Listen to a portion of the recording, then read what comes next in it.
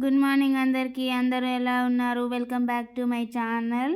ఈరోజు ఎర్లీగా లేచి బయట వాకిలి కడిగి ముగ్గు పెట్టాను. నాకు చిన్న చిన్న ముగ్గులే వస్తాయి, డిజైన్స్ ముగ్గులు. హరే కృష్ణ. అందరికీ రోజులాగానే తిలకం పెట్టుకున్నాను. నేను చిన్న కమ్మలు ట్రై చేస్తున్నాను. నాకు చిన్న కమ్మలు అంటేనే ఇష్టం, ఎందుకంటే అవి చాలా లైట్ వెయిట్గా ఉంటాయి. డిష్ వాషర్ యూజ్ చేసి గిన్నెలన్నీ తోముతున్నాను. వాసనలు అన్నీ తోమి నీట్గా పెట్టి ఎంత చల్లగా ఉందో. చిన్నగా వర్షం కూడా పడుతుంది. మిద్దె పైన కొన్ని చెట్లు ఉన్నాయి, చూడండి పూలు ఎంత బాగా ఉన్నాయో. అమ్మవారి కోసం పూలు కోసుకున్నాను. వారి పూజలో పెట్టడానికి పూలు తీసుకొని వస్తున్నాను. పాలు వేడి చేస్తున్నాను. మా అమ్మ నేను ఇద్దరం కలిసి కొన్ని కబుర్లు పెడుతూ వంటగదిలో టైంపాస్ చేస్తున్నాము. మా అమ్మ నాకు కొబ్బరికాయ తీసి ఇస్తుంది. మీరే చూడండి, కొబ్బరికాయ ఎంత బాగా తీసి ఇచ్చిందో కదా. మా అమ్మ అందులో ఎక్స్పర్ట్. కొబ్బరికాయ చట్నీ మీరు కూడా ట్రై చేయండి. కొబ్బరికాయ, పచ్చిమిరపకాయలు, అల్లం ముక్క, ఈ మూడు చిన్నగా కట్ చేసుకొని మిక్సీ జార్లోకి వేసుకోండి. కట్ చేసుకున్న మిశ్రమాన్ని మిక్సీ జార్లోకి మొత్తం వేసుకోండి.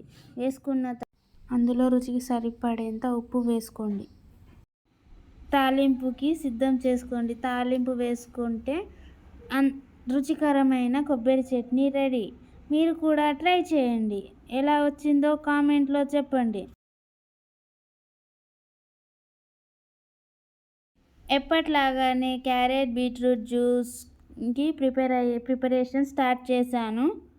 అన్నీ మిక్సీ జార్లో వేసుకొని వాటర్ కలిపి జ్యూస్ని వడకడుతున్నాను.